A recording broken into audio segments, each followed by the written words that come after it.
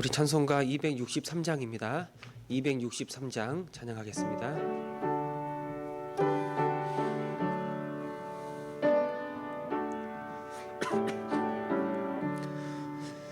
이 세상 험하고 나 비록 약하나 늘 기도 힘쓰며 큰 권능 얻겠네. 주의 은혜로 대속받아서 피와 같이 붉은 죄는 같이 이겠네. 주님의 권능은 한없이 크오니 돌 같은 내 마음 곧 녹여주소서. 주의 은혜로 대속받아서 피와 같이 붉은 죄는 같이 이겠네. 내 마음이 약하여 늘 넘어지오니 주 예수 힘주사 굳세게 하소서. 주의 은혜로 대속받아서 피와 같이 붉은 죄는 같이 이겠네. 죄사함 받음을 새 사람 되어서 주 앞에 서는 날 늘 찬송하겠네. 주의 은혜로 대속받아서 피와 같이 붉은 죄는 같이 이겠네.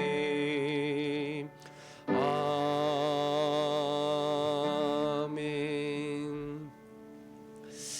날씨가 많이 추워졌습니다. 그리고 여전히 코로나가 많이 확산되고 있는데 특별히 우리 교회 어르신들의 건강을 위해서 함께 기도하기를 원합니다. 요양원에 계신 우리 권사님들, 우리 집사님, 우리 성도님들 한 분 한 분 여러분 기억해 주시고, 이 코로나 때문에 이 가족들도 면회가 어려운 상황입니다. 그 병상에 누워서 굉장히 외로운 싸움을 싸우고 있는데 우리 어르신들, 우리 권사님, 집사님 한 분 한 분 하나님 날마다 찾아가셔서 주의 말씀하시고 그 주의 은혜 안에서 안식과 평강을 누리게 해달라고 여러분 기도해 주시고, 또 우리 어르신들은 기저질환이 있기 때문에 코로나가 감염되면은 큰 어려움을 겪습니다.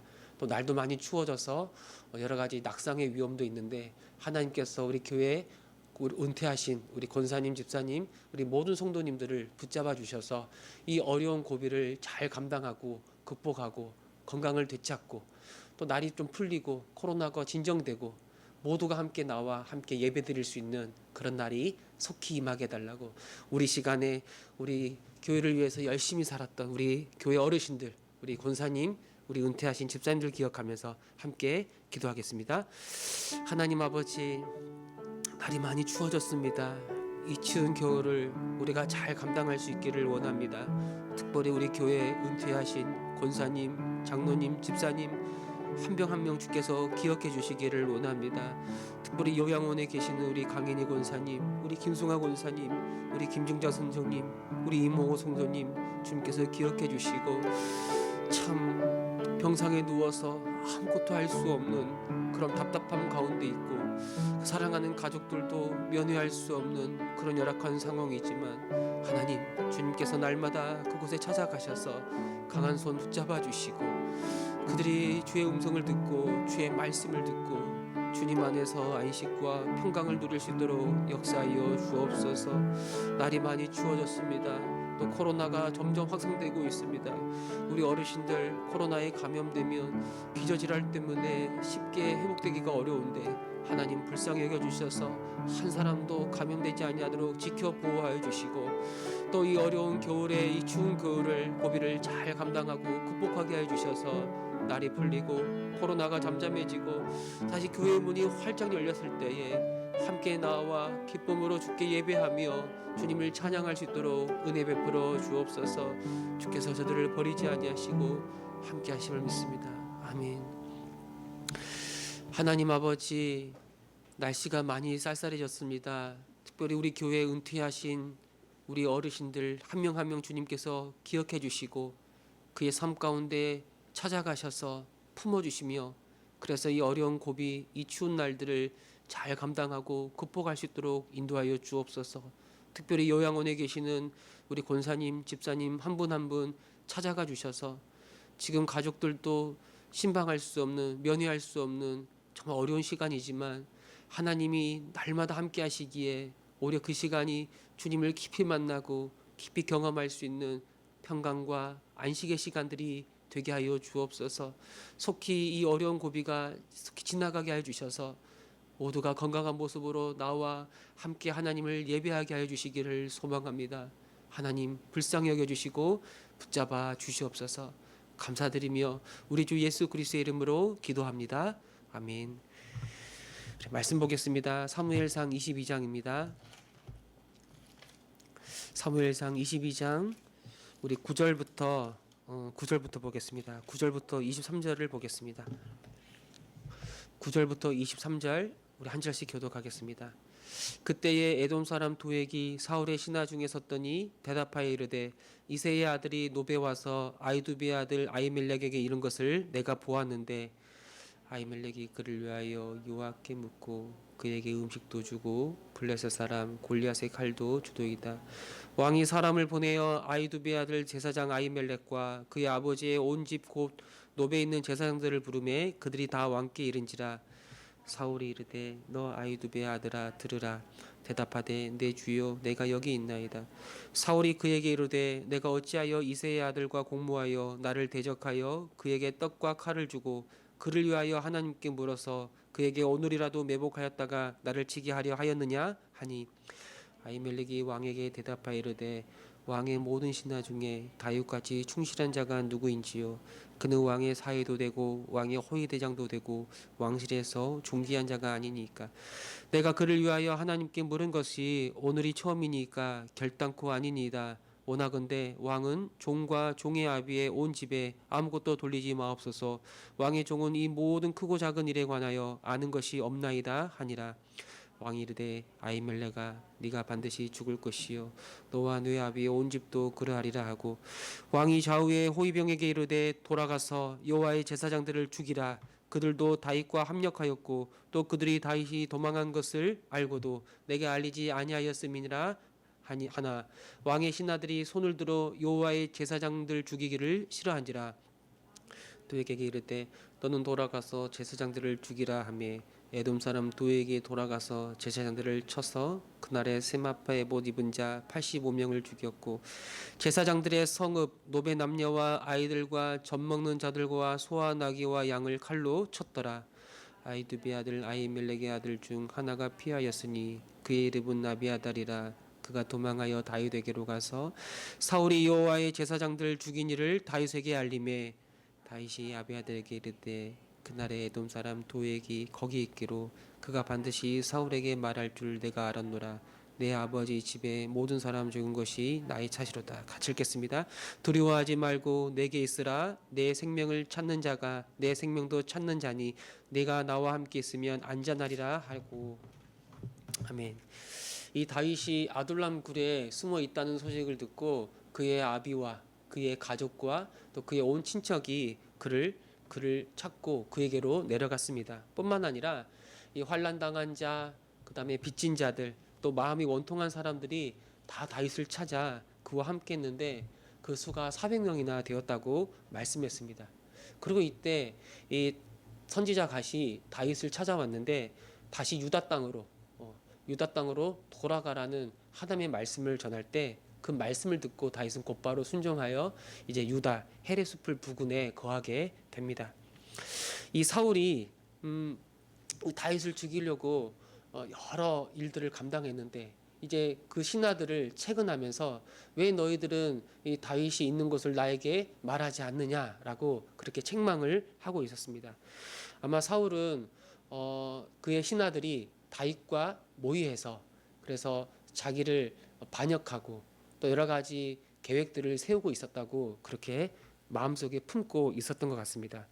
특별히 다윗이 이 노베 제사장 아히멜렉을 찾아 이 진설병을 얻어먹고 이 골리앗의 칼을 무기로 건네받았을 때 바로 그 자리에 에돔 사람 도액이 있었는데 사울이 신하들을 불러서 너희들 중에는 나를 위한 사람이 하나도 없다.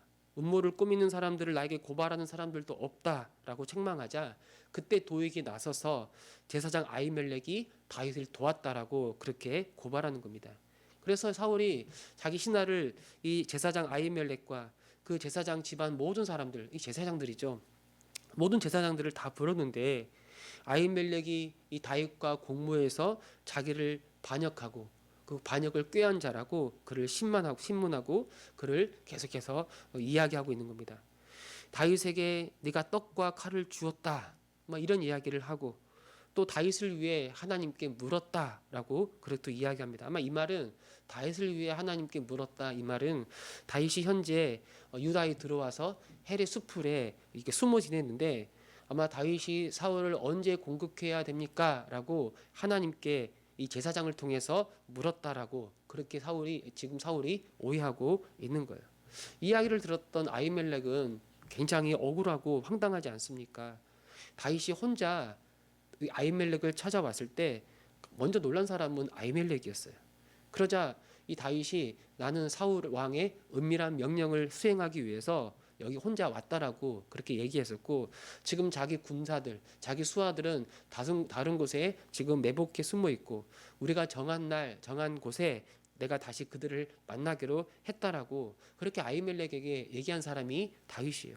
그리고 내가 배고프다고 하니까 그에게 진설명을 나누어 주었고 또 무기도 없다고 말하니까 골리앗의 칼을 내어준 것밖에는 없는 거예요. 먼저 이 아히멜렉이 사울에게 자기에게 잘못이 없다는 사실을 아주 차근차근 침착하게 설명합니다. 14절에 보면 왕의 신하 중에 다윗과 같이 충실한 사람이 누구입니까? 왕을 위하여 충성을 다하는 자.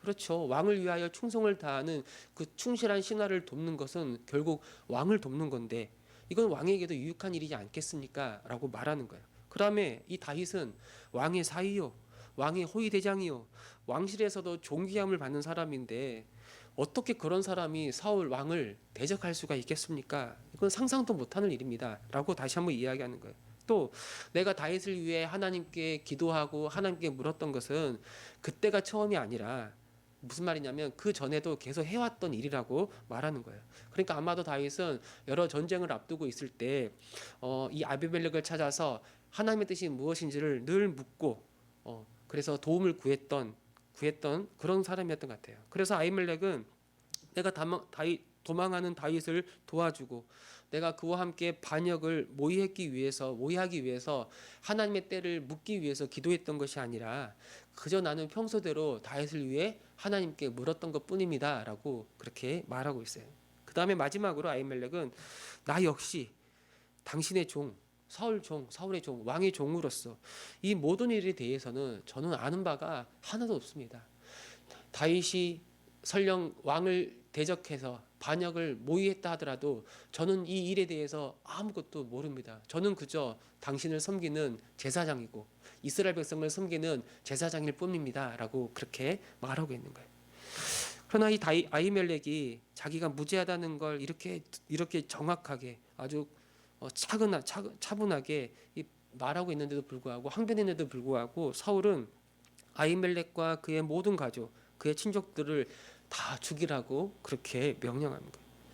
이 신하들이 그 명령을 수행하기를 꺼립니다. 바로 여호와의 제사장이지 않습니까? 이 제사장들은 온 이스라엘을 대표해서 하나님 앞에 서 있는 사람들이에요. 그들은 거룩하게 구별된 사람들로서 하나님이 이 제사장들을 왜 세우셨는가? 결국에는 이스라엘 모든 사람들이 이 제사장들과 같이 하나님 앞에 거룩하게 서 있기를 원하셔서 이들을 먼저 제사장으로 세우신 거예요. 제사장 나라로 살기를 원하시고 거룩하게 살기를 원하시는데 지금 사울은 이 도액 에돔 사람, 이 유대인도 아니에요. 이스라엘 사람도 아니고 에돔 사람이죠. 에돔 사람 도액의 말만 믿고 정확히 확인이 안 된 사실을 가지고 제사장과 그 온 가족을 죽이고 있는 거예요. 특별히 제사장은 하나님이 기름 부어 세우신 하나님의 사람이에요. 그러니까 제사장을 죽인다는 말은 단순히 어떤 한 사람을 죽인다라는 그런 개념이 아니라 정면으로 하나님을 대적하는 일이 되는 거예요. 하나님은 그 영광과 그 이름과 그 거룩함을 제사장에게 맡기셨어요. 만약 제사장이 하나님의 영광을 더럽히고 하나님의 거룩함을 훼손한다면 하나님이 직접 그를 심판하실 겁니다. 그런데 지금 사울이 제사장을 죽이는 일은 그 원인이 하나님의 영광 때문이 아니잖아요. 하나님의 이름 때문에 하나님의 그 거룩함을 이 제사장이 훼손했기 때문에 그를 죽이고자 하는 게 아니잖아요. 그게 아니라 순전히 자기 개인적인 원함과 자기 개인적인 복수심 때문에 아마 이 바로 다윗을 향한 증오와 그 미움 때문에 그 시기와 질투 때문에 결국 아히멜렉과 그 온 제사장을 지금 죽이고 있는 겁니다. 여러분 우리가 이런 것들을 보게 되면 우리 안에 있는 죄가 얼마나 파괴적인 것인지를 우리는 알아야 해요. 이 다윗을 향한 사울의 미움은 결국 그를 죽이려고 하는 그런 행동까지 이어지지 않습니까? 그 삶의 목적은 이제 딱 한 가지밖에 없어요. 다윗을 죽이고 그를 없애버리는 것. 이게 그 마음속에 가득해 있는 겁니다. 근데 이런 미움이 또 다른 사람들에 대한 오해까지 몰고 오는 거예요. 어떤 구체적인 증거가 없었음에도 불구하고 사울은 아히멜렉이 다윗과 내통한 자라고 그렇게 몰아세우고 결국엔 그와 그 온 가족을 다 죽여버리는 거예요. 더군다나 아히멜렉은 하나님의 제사장. 그는 온 가족을 진멸하면서 결국엔 하나님의 뜻을 정면으로 대적하고 하나님의 원수가 되어버리고 마는 거예요. 여러분 이 죄는 인격체가 아니죠. 죄는 인격이 아닙니다. 근데 죄는 이상하게 점점 자라는 거예요. 우리 마음에서 시작된 죄는 서서히 드러나기 시작하고 결국 어떤 순간에는 걷잡을 수 없을 정도로 큰 죄와 악을 범하게 되는 거예요. 한 사람을 향한 미움과 오해는 결국 누군가와 그 가족들 심지어 하나님을 대적하는 자리까지 오르게 되는데 그래서 하나님께서 결국 우리에게 원하시는 게 뭐냐면 우리의 마음과 우리의 생각을 지키기를 바라시는 거예요. 여러분 우리가 살다 보면 또 여러 가지 일들을 감당하다 보면 누군가와 함께 일하다 보면 은연중에 우리 마음속에 어떤 시기와 질투와 또는 미운 감정이 일어날 수도 있어요. 그때 우리는 왜 이런 감정이 일어나는지 항상 하나님 앞에서 우리의 생각과 우리 마음을 살펴야 하는 거예요. 때론 오해 때문에 그런 일들이 일어날 수 있지 않습니까? 상대방에게는 전혀 잘못이 없고 어떤 의도가 없었는데도 때론 우리는 상처받을 수도 있는 거예요. 우리 안에 문제가 있는 거겠죠. 또 반대로 나에겐 아무런 잘못이 없는데 어떤 상대방의 무지나 어리석은 일들 때문에 내가 힘든 일이 일어날 수도 있는 거예요. 또 나에게도 문제가 있고 내 이웃들, 내 상대방에게도 문제가 있어서 아주 복합적으로 얽혀있는 경우들도 있습니다. 그런데 이보다 더 중요한 아주 심각한 문제가 무엇이냐면 우리는 여러 가지 문제를 겪을 때 항상 자기 중심적으로 생각하는 그런 경향이 있다라는 거예요. 자기 중심적인 거예요. 내 실수는 작게 보여요. 그런데 상대방의 실수는 더 크게 다가오는 거예요. 내 안에 들보는 보지 못하고 상대방에 묻혀있는 티끌 하나가 너무 크게 보이는 거예요. 이런 게 자기 중심성인데 이게 바로 죄의 본질이에요. 이런 마음의 상태를 그냥 내버려 두면 어떻게 됩니까? 이게 점점 커지고 그것이 우리의 말로 드러나고 우리의 눈빛으로 드러나고 우리의 행동으로 구체적인 행동으로 나타나게 되는 거예요. 그 상대방을 향한 미움과 질투가 은연중에 우리의 말이나 우리의 눈빛으로 나타나고 어떤 순간에는 정말 돌이킬 수 없는 큰 실수로 상대방에게 큰 상처를 안겨주는 경우가 얼마나 많은지 모르는 거죠. 이 사울의 대량 학살 그 사건에 가까스로 목숨을 건진 이 아히멜렉의 아들이 있습니다. 이 아비아달인데 이 아비아달이 도망쳐서 이 다윗을 찾아갑니다. 다윗은 그에게 이 끔찍한 학살의 원인이 자기에게 있다고 솔직하게 고백하면서 그를 찾아간 아비아달을 품어주고 그를 끝까지 보호해주고 나중에 이 아비아달이 이 제사장의 업무로 돌아갈 수 있도록 그 일들을 다 이루어 주는 겁니다. 여러분, 오늘 본문에 이 아히멜렉이 자기에게는 죄가 없다는 사실을 차분하게 사울 왕에게 항변하는데도 불구하고 사울은 그의 말을 듣지 않습니다. 왜? 이미 다윗을 향한 그 주고와 미움의 마음이 가득했기 때문에 어떤 변명도 그에겐 거짓말로 들리고 그 어떤 변명도 다윗을 옹호하는 것으로만 들릴 뿐인 거예요. 무슨 말이냐면 사울은 점점 괴물로 변해가고 있는 거예요. 하나님의 기름 부음 받은 이스라엘의 왕에서 점점 하나님을 대적하는 하나님의 원수로 변해가고 있는데 왜 이렇게 사울은 변질되었는가? 애초부터 사울은 처음부터 그런 사람이었는가? 아니면 이 중간에 이렇게 변질되었는가? 우리가 이것을 제대로 알기는 어려워요. 그러나 이런 사울의 모습을 통해서 우리가 무엇을 보는가? 바로 우리 마음속에 있는 이 죄가 얼마나 끔찍하고 얼마나 심각한 결과를 초래할 수 있는지를 우리에게 보여주고 있는 거예요. 우리 마음속에 시작된 이 은밀한 죄가 결국 우리를 파괴적인 모습으로 몰아가고 있는지, 얼마나 그런 악한 열매들을 맺게 되는지, 얼마나 하나님을 대적하는 악한 길에 서게 되는지, 그런 과정들을 우리가 보게 되는 겁니다. 그래서 우리가 우리의 마음과 우리의 생각을 잘 지킬 수 있어야 돼요. 우리도 사람이고 연약함이 있기 때문에 우리 마음속에 그런 감정들이나 그런 생각들이 일어날 때가 있어요. 그러나 그때마다 우리는 하나님 앞에 우리의 생각과 우리의 마음이 정확한 건지 진실한 건지 하나님 앞에서 온전한 것인지를 늘 살피고, 다른 사람을 향한 미움과 그 시기와 질투의 마음들은 그때마다 다 내려놓고 주님의 그 마음을 품고 나아갈 수 있어야 되는 거예요. 때론 다른 누군가가 나에게 어떤 해를 가했을 때 우리 마음속에 그를 복수하고 그를 향한 원망하는 마음이 일어날 수 있지만 우리는 다시 한번 주님의 그 마음을 품고 기다려야 되고, 또 혹시라도 그 사람이 나에게 용서를 구할 때 언제라도 그 용서를 받아주며 그를 용서할 수 있는 그런 마음으로 우리는 준비되어 있어야 하는 겁니다.